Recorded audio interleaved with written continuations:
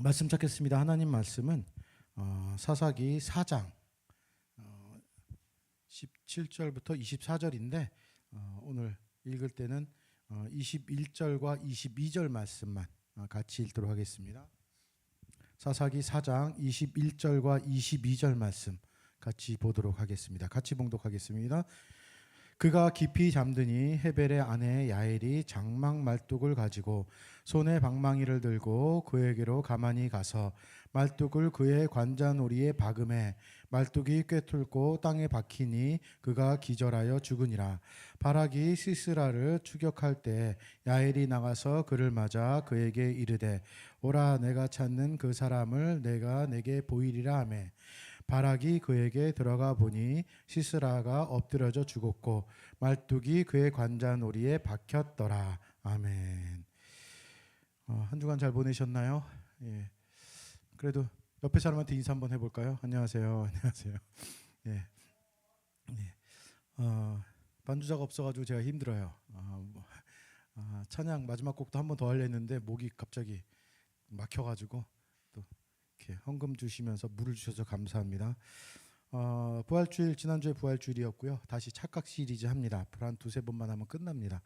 오늘은 착각 10번째 시간이고 믿음이라는 주제로 지지난번에 이어서 세 번째 마지막 설교입니다. 기억나시는지 모르겠습니다. 믿음에 대해서 첫 번째 설교할 때 중요한 거는 믿음의 시작은 하나님을 아는 것이다 이렇게 얘기를 했습니다. 하나님에 대해서 아는 것, 믿음의 그 시작을 나의 어떤 확신, 신뢰, 열심, 열정에 두기보다는 하나님이 어떠한 분인지 아는 것이 우리의 믿음의 시작이다라고 말씀드렸습니다. 그리고 두 번째 시간에는 믿음은 무엇이냐? 하나님을 안다면은 하나님께 항복하는 것이다라고 말씀드렸어요. 끝까지 하나님께 내 주장을 내가 하고 싶은 것을 관철하기 위하여서 하나님께 떼쓰고 매달리고 들어주실 때까지 저 금식하겠습니다. 이것이 아니라 하나님 뜻에 제가 굴복하겠습니다. 제가 순종하겠습니다. 라는 항복이라고 말씀드렸습니다. 그리고 오늘은 하나님을 알고 하나님께 항복했다면은 그 다음을 얘기하려고 합니다. 방법을 알아도 실제로 해보지 않으면은 소용없는 것들이 좀 있습니다. 예를 들어서 우리가 살면서 방법은 아는데 실제로 할 때는 참 힘들어요. 자전거 타는 거 여러분 혹시 기억나시나요? 자전거 탈 때 전 늦게 배웠습니다. 중학교 들어가면서 배웠나 그랬는데 말은 쉬워요. 가르쳐줄 때 뭐라고 그러죠? 페달을 올라서서 안장에 타고 페달을 밟아라. 밟아서 앞으로 가는데 기울어질 것 같으면 그 방향으로 핸들을 틀라고 그래요. 반대가 아니라 그 방향으로 틀어야지 안 넘어진다. 근데 여러분 해보셨겠죠 다들. 그게 되나요? 안 됩니다. 처음에 잘 안 됩니다. 그게 잘 안 돼서 자전거 탈 때 많이 넘어지죠. 제가 자전거는 잘 타는데 수영은 못 합니다. 잠수는 하고요. 이렇게 떠오르진 못하지만은 수영이란 것도 그래요. 말은 그렇게 얘기하더라고요. 처음에 배영이나 이런 거 할 때 고개를 뻣뻣이 들면 몸이 가라앉아서 고개를 이렇게 뒤로 젖히래요. 근데 젖히는데 물이 이렇게 들어가면은 겁이 나요. 그럼 물에 더 빠지는 것 같아요. 말은 알겠어요. 고개를 뒤로 젖히고 이렇게 해라. 숨을 크게 들이셔라. 그러는데 물에 들어가면 그게 마음대로 되지 않습니다. 방법은 뭐예요? 계속 하는 겁니다. 요령을 알지만 이론을 알지만은 실제하고는 좀 다른 때가 참 많이 있습니다. 또한 이론적으로 알지만은 불가능한 것도 가끔 있죠. 뭐 극단적인 예로 뭐 당연히 말도 안 되는 얘기지만은 무리를 걷는 법 해서 누가 썼더라고요. 무리를 어떻게 걸어요? 불가능하죠. 한 발짝을 물에다 디뎠을 때 그 발이 빠지기 전에 다른 발을 넘는데요. 이렇게 놓고 그 발이 빠지기 전에 다시 놓고 어떻게 보면 말이 맞는 것 같지만 말도 되지 않은 이야기죠.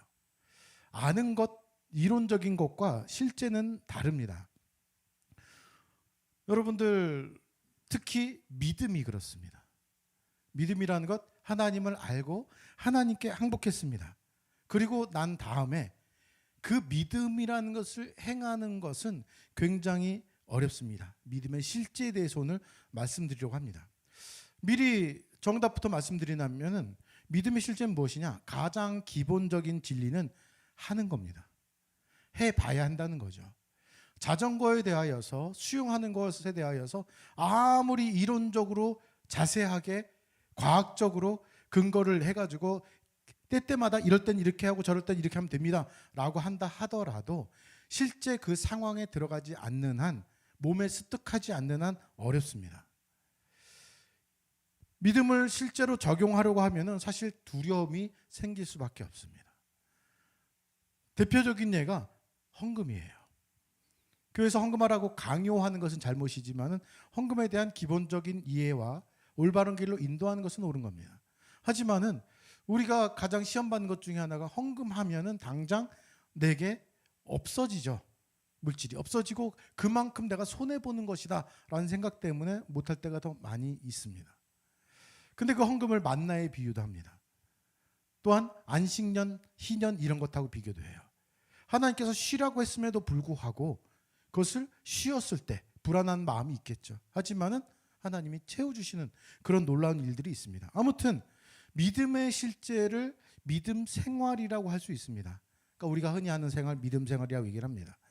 믿음 생활은 도대체 뭘까요? 흔히 사람들이 묻는데 정확하게 믿음 생활은 무엇이다라고 딱 정답을 얘기하기는 힘듭니다.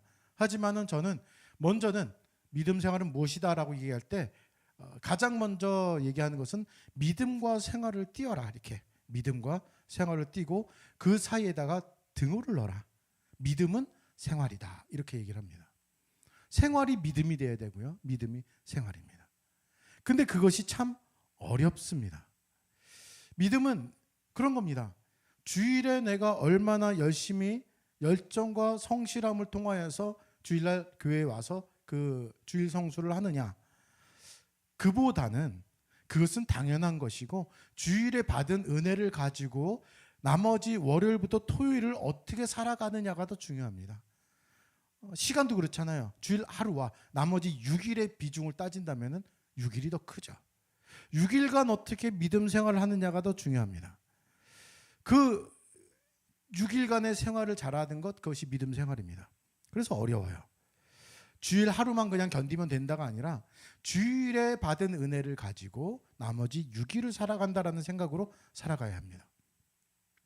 그래서 교회 다니는 사람들은 달력에 보면은 보통 교회 달력은 특히 그렇고 요즘 그것에 대해서 따지는 사람들이 있는데 여러분들 달력에 두 가지 종류가 있습니다. 아세요? 첫 번째는 주일이 가장 끝에 있는 달력이 있어요. 월화수목금토 일. 근데 교회는 대부분 이런 달력을 쓰지 않고요. 일, 월화수목금토 이걸 씁니다. 왜요?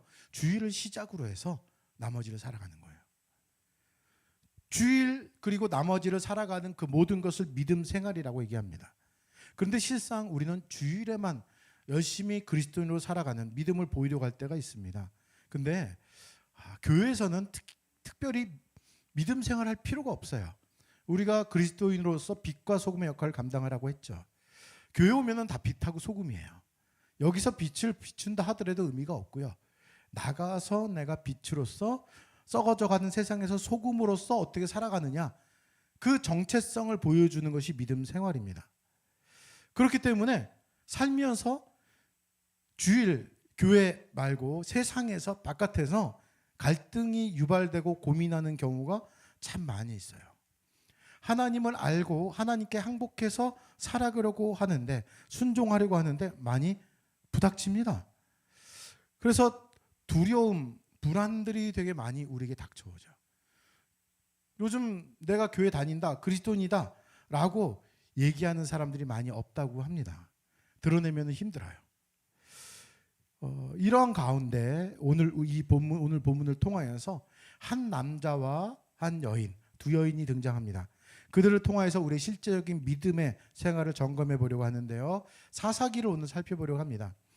저는 사사기를 좀 좋아하는 편이에요. 왜냐하면은 우리가 사는 지금 시대를 정말 잘 반영해 놓은 책이 사사기입니다. 내용이 흥미롭고 재밌습니다. 그런데 결코 가볍게 읽히는 책은 아닙니다. 사사기에는 죄를 반복하는 이스라엘 이 사람들의 이야기가 등장합니다. 그뿐만 아니라 뒤로 가면은 죄가 너무나 가득 차가지고 엽기적인 사건도 등장해요. 이 사사기 뒤쪽에 보면은 이 토막 살인 사건도 등장합니다. 뭐 살인 죽고 나서 토막은 했지만은 저는 이 사건 보면은 꼭 제 옛날 기억이 떠올라서 지금은 엽기적인 사건에 대한 내용들이 충격적이지 않지만은 제가 살던 지역에 초등학생 때 제가 여러분들 다 모르실 것 같아요. 뭐 한 집사님 아실 것 같은데 금당포 살인 사건이라는 게 있었습니다. 사람을 죽여서 토막을 내서 자기 이 잔디밭 그 집에다 묻었어요. 근데 제가 다니던 교회 바로 옆에 집이었어요. 일이 다 끝나고 가봤는데 진짜 역하더라고요. 그래서 저는 이 사사기를 보면은 그것이 느껴져요. 참 역한 모습들이 보여진다. 참 사람들이 악해도 이렇게 할까라는 내용들이 등장합니다. 물론 사사기에 사사들이 등장하는 내용에 통하여서 이방인을 치는 내용들은 통쾌합니다. 그런데 사사가 죽은 후에 사사가 다스릴 때까지는 하나님 잘 섬기다가 죽으면은 또 범죄하고 하나님을 멀리하고 그 모습이 반복이 돼요. 이거는 부모하고 자녀 관계 같기도 합니다. 저도 그럴 때가 많거든요. 야, 이거 뭐해? 저거 뭐해? 막 혼낼 때는 울기도 하고 알았어요 할게요 하고 나서는 좀 있으면 또 그것을 또 해요. 짜증나죠. 그 모습이 사사기에서 등장합니다. 사사기는 가나안 땅에 들어간 이스라엘 사람들의 삶을 이야기합니다. 이 삶이 믿음 생활입니다. 사사기에는 이 가나안 땅에서의 믿음 생활을 보여주는데 이스라엘 사람들이 노예에서 이집트에서 애굽에서 출애굽한 다음에 바로 가나안 땅에 들어갈 수 있었음에도 불구하고 하나님께 반항하다가 40일 정탐하고 나선 40년을 광야에서 헤맵니다. 근데 그 40년 광야 생활을 이렇게 표현하기도 합니다. 광야 학교 이렇게요. 무슨 말이냐면은 하나님의 뜻을 배워가는 그리고 성장하는 그런 생활로 얘기하기도 합니다. 그래서 열심히 학교를 다녀요. 다니고 이제는 요단강을 건너서 가나안 땅 들어가서 정복을 하기 시작합니다. 정복하고 나서 기업을 받아요. 이건 내 땅입니다. 하나님 주신 내가 맡아서 할 땅입니다. 그리고 이제부터는 실제로 들어가요. 배웠던 것을 써먹는 시기입니다. 믿음 생활입니다. 그 믿음 생활 가운데 그들이 어떤 모습을 보내는가? 미리 말씀드렸지만 그들은 실패합니다. 이러한 가운데 먼저 한번 사사기 4장 1절 2절을 보겠습니다. 사사기 4장 1절 2절 이렇게 보면 이렇게 나옵니다. 사사기 1장 2절인데 1절과 2절인데 에훗이 죽으니 이스라엘 자손이 또 여호와의 목전에 악을 행했다. 에훗은 사사입니다. 그러니까 에훗이란 사사가 살동하는 하나님을 섬기다가 에훗이 죽으니까 이스라엘 자손이 범죄합니다. 그 앞에 또가 들어가요. 또예요. 계속 반복합니다. 그래서 하나님이 어떻게 하셨는가? 하솔에서 통치하는 가나안 왕 야빈의 손에 그들을 파셨다 이렇게 나옵니다. 가나안 왕 야빈 이방 나라에게 팝니다. 그리고 그 군대 장관이 누구냐면 시스라라는 사람이에요. 이 시스라 기억해 놓으십시오. 먼저는 이스라엘의 사사 에훗이 등장하고 잠시 안정된 듯 싶었지만은 에훗이 죽으니까 또 범죄합니다. 우리들의 모습이죠. 하나님께 매달리고 막 하다가 조금 안정되면은 또 범죄하고 반복됩니다. 그래서 하나님이 가나안 왕 야빈의 손에 파셨고 그 가나안 왕 야빈의 군대 장관이 시스라입니다. 이스라엘의 첫 사사는 온니엘이라는 사람이에요. 그 사람이 등장할 때는 8년 동안 괴롭힘을 당해요. 구산 리사다임을 섬겼습니다. 그리고 그 다음 사사 좀 전에 읽은 에훗이 등장할 때는 18년 동안 괴롭힘을 당했었고요. 그리고 이제는 지금 이때는 몇 년이냐? 20년이에요. 사사기 4장 3절에 보면은 야빈 왕은 철병거 900대가 있었습니다. 900개. 20년 동안 이스라엘 자손을 심히 학대했다 이렇게 나옵니다. 학대받아요. 그래서 이 하나님께 부르짖어요. 이스라엘 사람들이. 이 철병거 900승은 이스라엘 사람들에게는 굉장히 무서운 무기입니다. 옛날에 우리나라가 활 쏠 때 소총 들고 쳐들어왔던 일본인들 생각하시면 되고 그보다 더한 격차를 드러내는 것이 철병거 900승입니다. 전쟁에 있어서 어떤 무기를 갖고 있느냐는 전쟁의 승패를 가르는 얘기입니다. 그러니까 좋은 무기가 있다면은 그렇게 굉장히 그 전쟁에서 압승할 수 있는 것이죠. 옛날에 영화 인디아나 존스를 한 걸 봤더니 그런 게 있더라고요. 한 사람이 칼을 들고 정말 되게 열심히 막 싸우려고 해요. 인디아나 존스라는 주인공 앞에서 굉장히 묘기를 부리면서. 근데 인디아나 존스 그 사람이 어떻게 하냐면 총 빼가지고 땅 쏘고 죽여요. 굉장히 허무하죠. 그런 거예요. 철병거 900승은 그 당시에 채찍 들고 활 들고 칼 들고 있는 사람한테 기관단 총을 들고 싸우는 거하고 똑같습니다. 아주 강력한 무기입니다. 이전에 핑계라는 제목으로 철병거를 설교를 한 적이 있습니다. 철병거는 사사기 1장 19절에 등장하는데 여호와께서 유다와 함께 계셨으므로 그가 산지 주민은 쫓아냈지만은 골짜기의 주민들은 철병거가 있어서 쫓아내지 못했다라는 구절을 이전에 살펴봤었습니다. 그런데 이것을 보면은 이스라엘 지파 중에서 유다 지파가 가장 강력한데 그들이 내세워서 다른 지파들이 수긍할 만한 무기가 철병거였다는 거예요. 물론 핑계였지만요. 그때 설교했지만은 그만큼 철병거는 강력하고 무시무시한 무기입니다. 이 강력한 무기를 소지하고 이스라엘 사람들을 학대했다라가 나왔는데 이 학대하다라는 이 히브리어 단어가 뜻이 비틀어 짜다라는 의미가 있어요. 여러분들 뭐 수거 빨래할 때 이렇게 비틀어 짜는 거 있죠. 행주나 이런 거. 그러니까 비틀어 짠다라는 것은 그 속에 있는 물기를 다 빼기 위해서 짜는 겁니다. 굉장히 이스라엘 사람들 그렇게 비틀어 짤 만큼 학대하고 있는 겁니다. 이것이 얼마나 힘든 상황인지 짐작할 수 있습니다. 그리고 이 힘든 상황을 겪는 이스라엘 사람들 하나님께 부르짖어요. 도와달라고.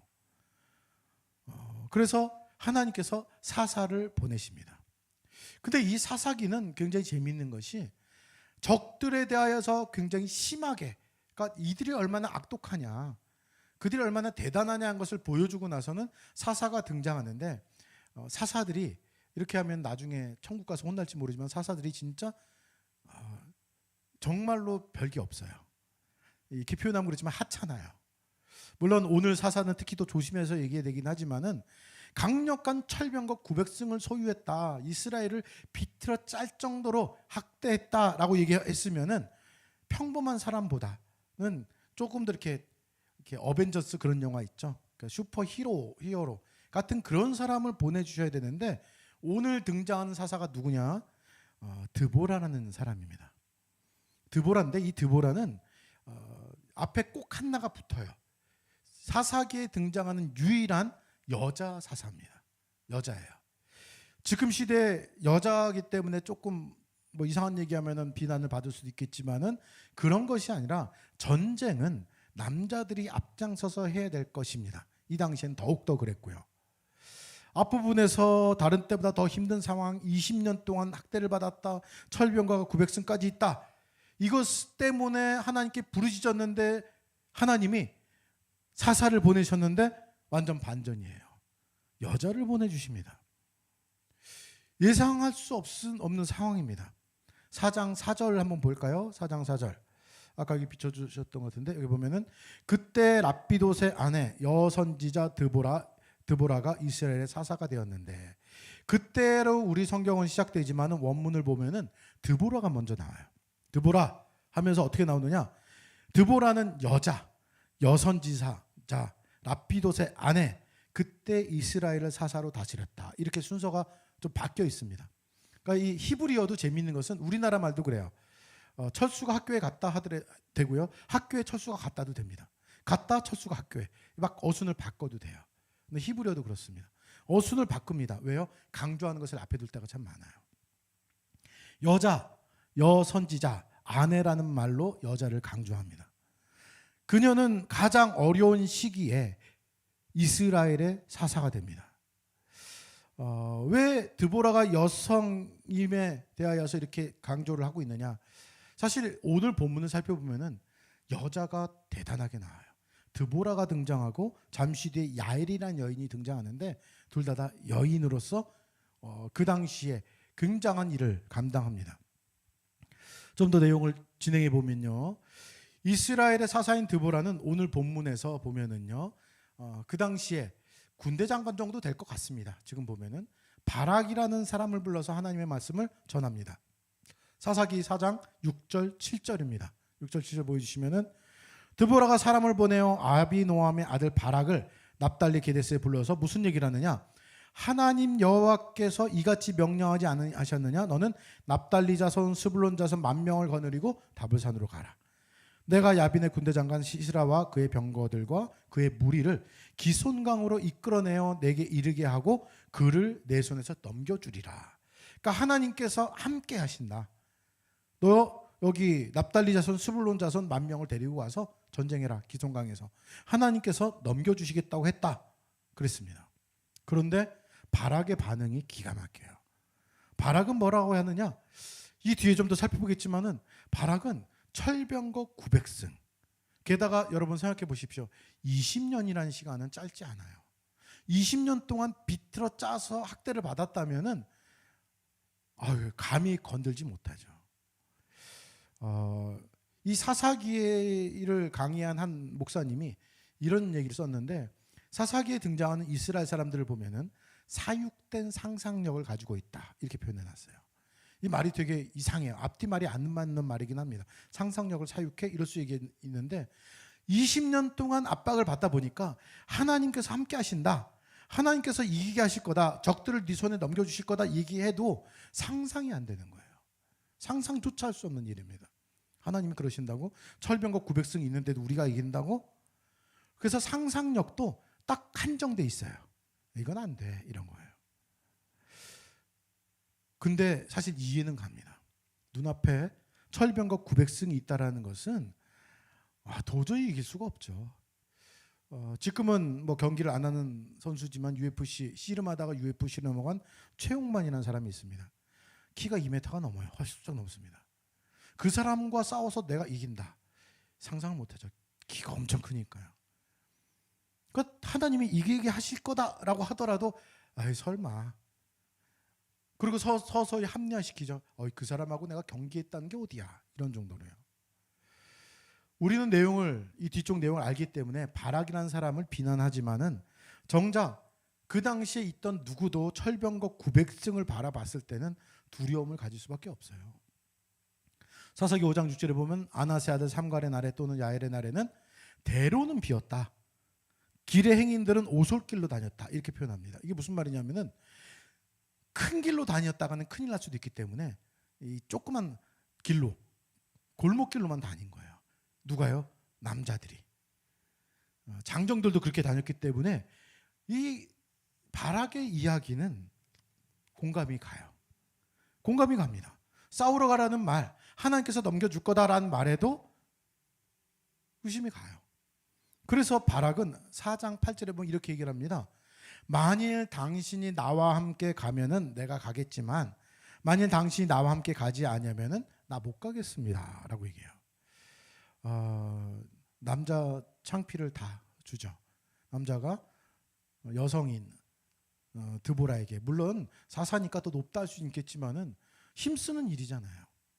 내가 당신이 가면은 가는데 당신이 안 가면 나 안 가겠습니다 라고 얘기를 합니다. 저는 그래서 이 바락이라는 이름이 참 좋은데, 왜 좋으냐면은 비슷한 발음 있죠. 발악.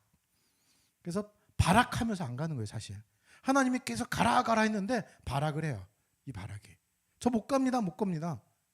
그래서 어떤 일이 발생하느냐, 하나님이 얘기하시는 것은 하나님께서 야 그럼 너 가지 마, 그 대신 최고의 영광은 네가 얻지 못한다, 중요한 영광은 네가 얻지 못한다 라는 겁니다.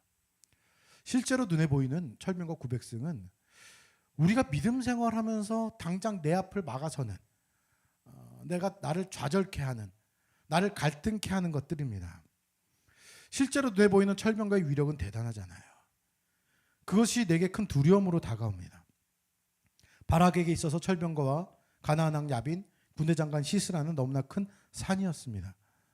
그동안 스스로 20년 동안 나약해진 탓도 있지만은 이 부분을 우리가 정상적인 시각, 제3자 입장에서 본다면은 아무리 나약해지고 두려움에 떨더라도 하나님 명령에 순종해야 될 용기가 필요합니다. 근데 하나님의 명령에 순종하지 못할 만큼 두려움이 컸었죠. 그래서 하나님의 명령을 포기합니다. 실행하지 못합니다. 그게 우리의 믿음 생활의 우리들의 모습하고 너무나 유사합니다. 하나님을 알고 하나님께 항복했지만은, 그렇게 결단도 했지만은 당장 그 일을 실행하기에는 눈앞에 보이는 현실이 철병거 900승이에요. 이건 불가능해 보입니다. 그 모습이 바락에게 그대로 그려져 있습니다. 바락하는 바락에게 내가 반드시 너와 함께 가겠다. 하지만 이제 가는 길로 영광을 얻지 못할 것이다. 왜요? 하나님께서 그 영광을 바락하는 바락이 아니라 한 여인의 손에 파실 것이다. 이렇게 얘기하고 같이 가게 됩니다. 그 영광을 여인에게 파시겠다고 했는데 그 여인이 바로 야엘이란 여인이에요. 그래서 오늘은 드보라, 바락 그리고 야엘을 알고 계시면 됩니다. 근데 사실 이 장면을 군대 장관 시스라가 듣고 있었다라면 아주 어이없어서 웃을 것 같아요. 이스라엘 사람들 20년 동안 학대해도 꼼짝 못했던 사람들이거든요. 근데 지네끼리 뭐예요? 시스라를 누가 죽일 거냐? 시스라 900승까지 다 없앨 것이 누구냐? 이거 서로 따지고 있거든요. 김치국 마신다고 그러죠. 줄 사람 생각하지도 않는데 네 것 내 것 하고 있으니까요. 드보라에게는 그것이 웃은 이야기가 아니었습니다. 예전에 갈렙 설교를 했었는데 갈렙이 야 저희 가나안 땅 그 사람들은 안악자손은 우리들의 밥이다 라고 얘기했거든요. 우리의 먹이다. 그것하고 똑같이 가는 것 같아요. 아는 것 그냥 그 문제에 대해서 하나님께서 하신다라는 이야기를 듣는 것과 그것을 현실에서 적용하는 것하고는 천지 차이입니다. 드보라는 걸 적용하고 바락은 그걸 하지 못합니다. 뭐 전쟁이 일어납니다. 오늘 그 전쟁 이야기를 자세하게 할 필요는 없고요. 결론부터 말씀드리면 전쟁에서 대승합니다. 이스라엘이 이깁니다. 하나님께서 시스라의 철병거를 아주 쓸모없게 만들어버려요. 4장 15절에 보면 이렇게 나와 있습니다. 4장 15절 여호와께서 바락 앞에서 시스라와 그의 모든 병거와 그의 온 군대를 칼날로 혼란에 빠지게 하심에 시스라가 병거에서 내려 걸어서 도망한지라. 그 강력했던 철병거에서 내려서 도망가기 시작합니다. 무슨 일이 있었기에 이렇게 혼란에 빠졌는가? 5장 20절과 21절 한번 보여주시고요. 5장 20절과 21절 제가 해놨을 겁니다. 거기 보면은 별들이 하늘로부터 싸우되 그들이 다니는 길에서 시스라와 싸웠도다. 기손강은 그 무리를 표류시켰으니 이 기손강은 옛 강이라 내 영혼아 내가 힘 있는 자를 밟았도다. 이런 말씀이 있습니다. 이거를 보면은 하나님께서 비와 번개로 전쟁을 승리로 이끌게 하시는 거예요. 이스라엘과 가나안이 싸우는 장소인 기손강은 평상시엔 물이 잘 흐르지 않는 강이라고 합니다. 하지만 비가 오면 금방 물이 불어나서 질퍽해지는 땅이에요. 결국 이러한 땅에 번개가 치고 비가 쏟아져 부으면 철병거는 쓸모가 없어집니다.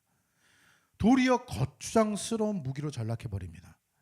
그래서 시스라는 병거에서 내려서 도보로 도망하게 됩니다.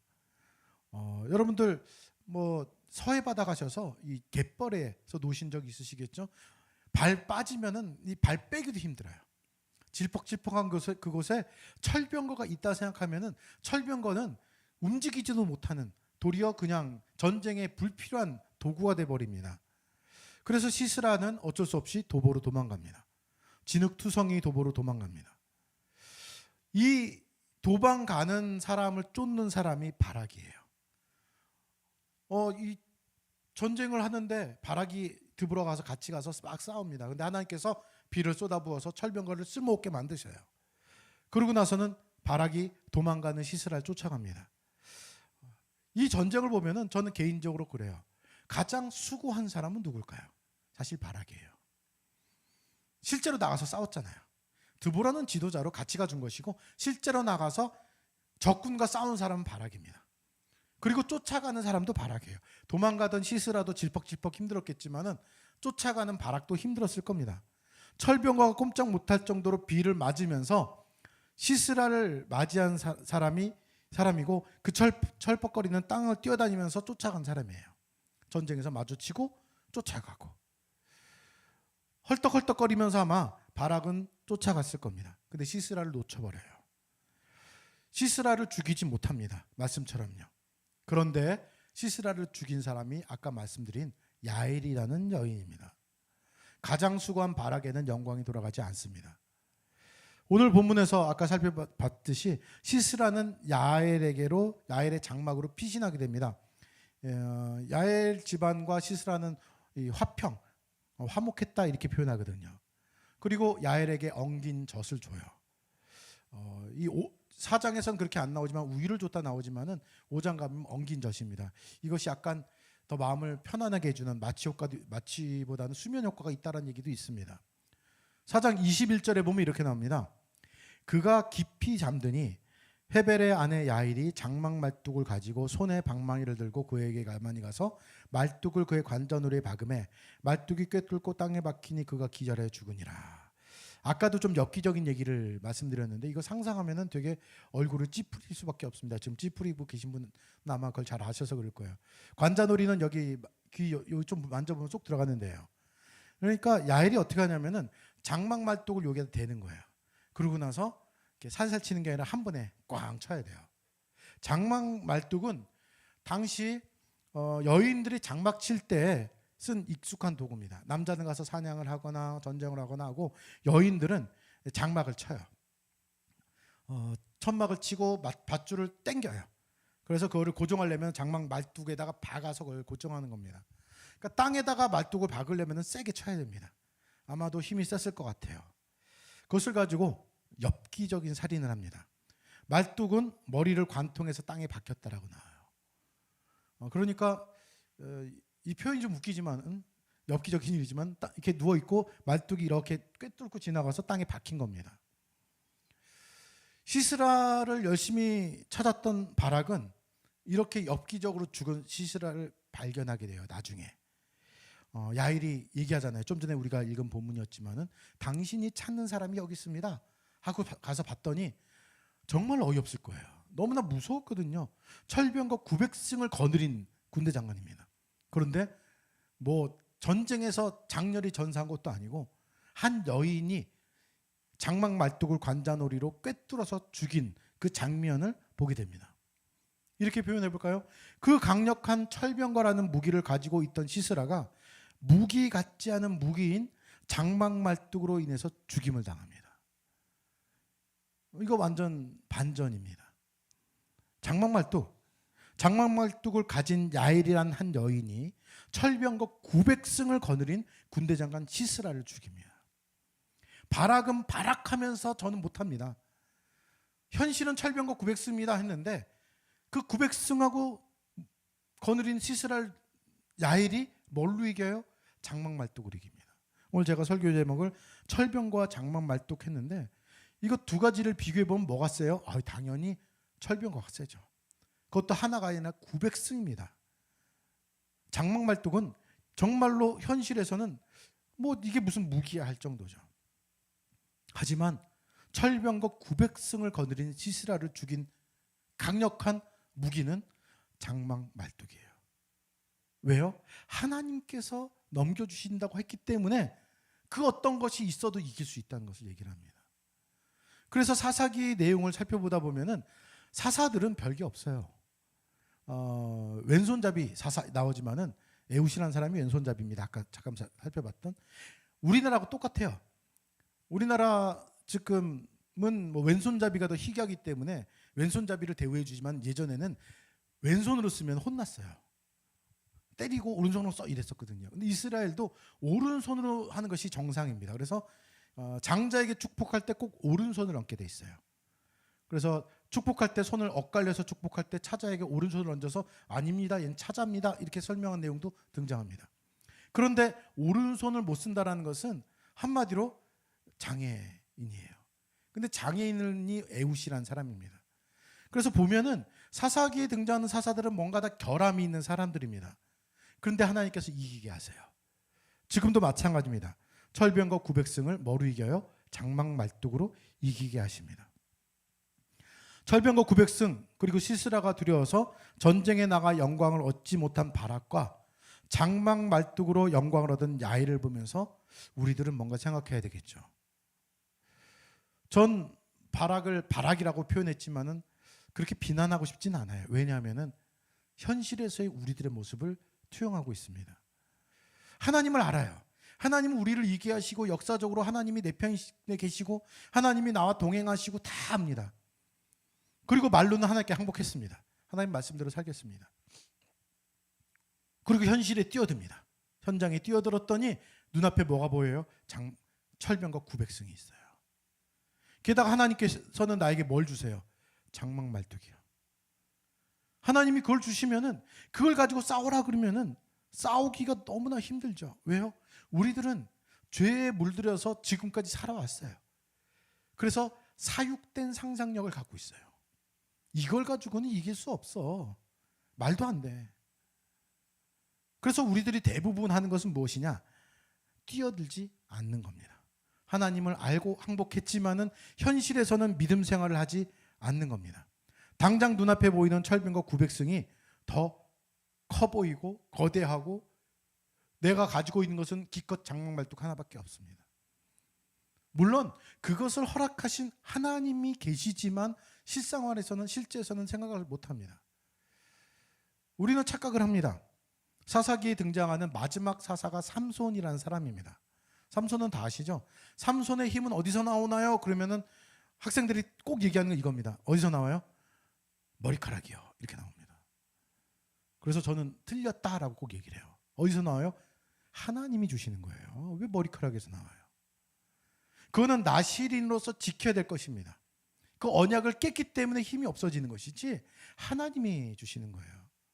하나님과 나시린으로 언약했기 때문에 힘을 세게 하시는 것이지 머리카락에 힘이 있는 것처럼 생각을 합니다. 아니에요. 철병거 900승과 장막 말뚝이라 했지만은 실제로는 어떻게 우리는 봐야 돼요? 철병거 900승과 하나님이에요. 장막 말뚝을 허락하신 하나님입니다. 그러니까 하나님이 이길까요? 철병거가 이길까요? 하나님이 이기시죠. 근데 우리들은 내 눈에는 어떻게 보여요? 먼저는 철병거 900승과 장막 말뚝만 보입니다. 그래서 우리들은 뒷걸음질 칩니다. 현실에 뛰어들지 못합니다. 현장에 뛰어들지 못합니다. 하나님께서 우리에게 요구하시는 것은 뛰어들어라, 전쟁을 치러라예요. A.W. 토저라는 유명한 사람이 있습니다. 이 책을 한번 그분이 쓴 책들은 읽어보시면 좋습니다. 그분이 쓴 책 중에 제목이 세상과 충돌하라 이런 책이 있어요.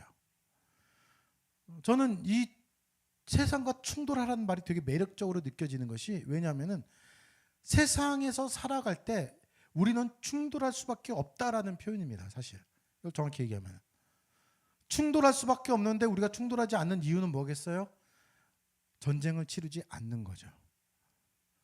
합리화하고 타협하는 겁니다. 세상과 전쟁하며 충돌할 때가 있어야 되는데 우리가 뒷걸음질 쳐요. 왜요? 당장 눈앞에 철병거 900승이 있고 내가 가지고 있는 건 장막 말뚝밖에 없기 때문에 그렇습니다. 믿음이 진짜 믿음으로 성장하는 것은 하나님을 알고 하나님께 항복하고 장막 말뚝 하나만 있다 하더라도 순종하고 온전히 하나님의 말씀을 의지하고 나아가는 겁니다. 온전히 지킨다는 것은 철병거에 앞서서 예하고 순종하고 나아가는 겁니다. 전쟁에 참전하는 겁니다. 오늘 특별한 거 없습니다. 하나님을 알고 항복했다면 이제는 참전하십시오. 전쟁하십시오. 예하십시오. 이렇게 표현하면 좀 마음이 편하실 것 같아요. 이것이 맞는 말이고요.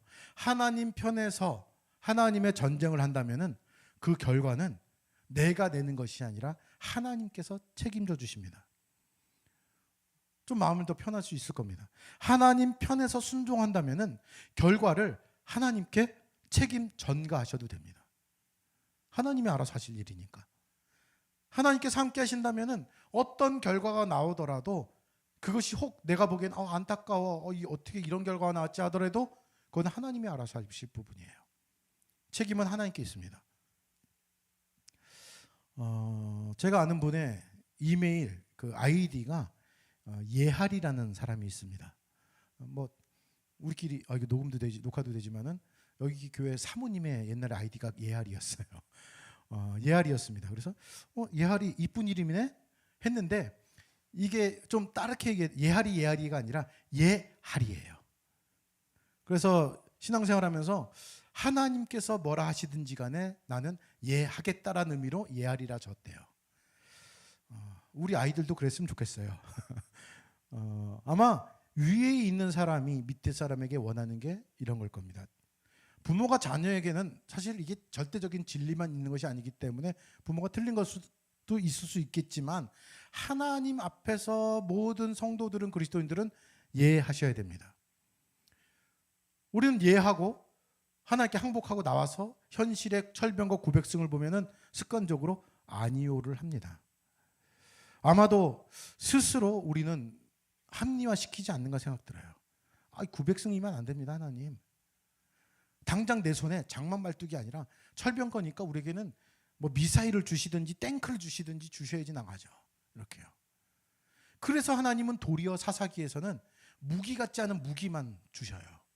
기드온의 무기 3가지 아시나요? 450대 1의 싸움을 싸우면서 무기를 가져가는데 먼저는 300명만 가고 나팔, 빙, 항아리, 횃불 3가지만 들고 갑니다. 이 전쟁은 하나님께 속한 것이고 너희들이 해야 할 것은 좋은 무기, 더 많은 군대가 아니라 순종이다 이렇게 얘기하십니다. 참전하라는 겁니다. 충돌하라는 겁니다. 믿음에 대해 세 번째 오늘 말씀드리고 싶은 것은 장막 말뚝만 내게 있다 하더라도 하나님께서 뛰어들어라, 전쟁에 참여해라, 세상과 충돌해라. 그러면은 우리는 예해야 된다는 겁니다. 순종하자는 거예요. 각자 처한 위치가 다르고 어떤 것을 순종해야 될지 모르겠습니다. 하지만 여러분들이 더 잘 아실 거예요. 지난주에 책 하나를 소개해드렸는데 기억나시나요? 지난주가 아니죠. 예수님이라면 어떻게 하실까? 이란 책이었죠. 예수님이라면 어떻게 하실까? 이 순간에 어떻게 할까? 이 갈등 속에서 어떻게 할까? 고민하시는 분들이 있죠.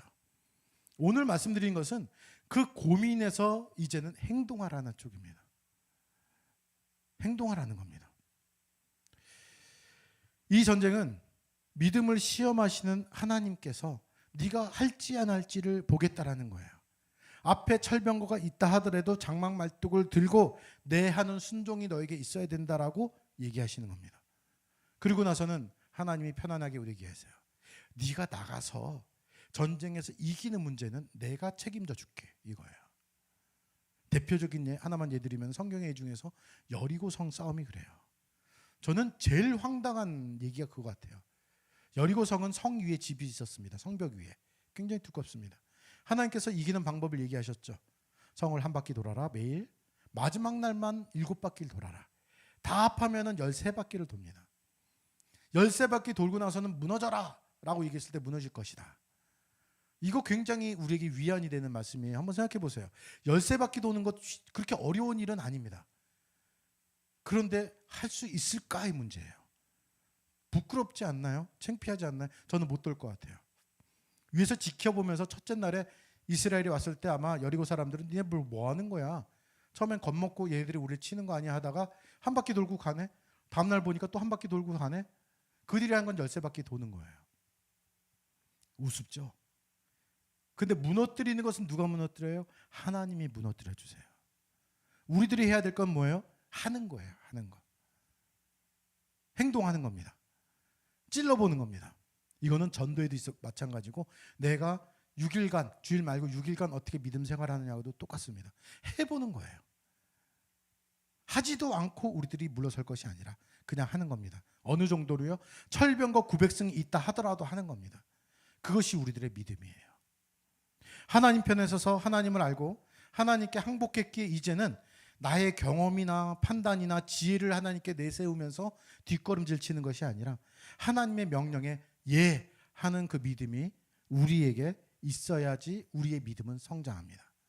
오늘 믿음 3번째 시간에 이것을 우리들이 마음에 잘 새겼으면 좋겠습니다. 이 시간 함께 기도하는 시간 가질게요. 착각 10번째 그리고 이제 앞으로 2번 정도 더 하면 마칠 것인데요. 우리가 믿음 생활하면서 착각하는 부분이 너무나 많습니다. 이런 상황 속에서 정말 내가 하나님 앞에서 올바른 믿음을 가질 수 있도록 기도하시고 특별히 오늘 이후 월요일부터 토요일까지 어떻게 믿음 생활할 것인지 순간순간 갈등이 있을 겁니다. 철병과 900승처럼 느껴지는 앞에 문제를 놓고 정말로 하나님 제가 순종하겠습니다. 정말 이거는 얼토당치 않은 일일 수도 있겠지만은 예 해보겠습니다. 예 하는 믿음 갖게 해달라고 이 시간 함께 잠시 기도한 시간 갖겠습니다. 기도하겠습니다. 사랑의 아버지 하나님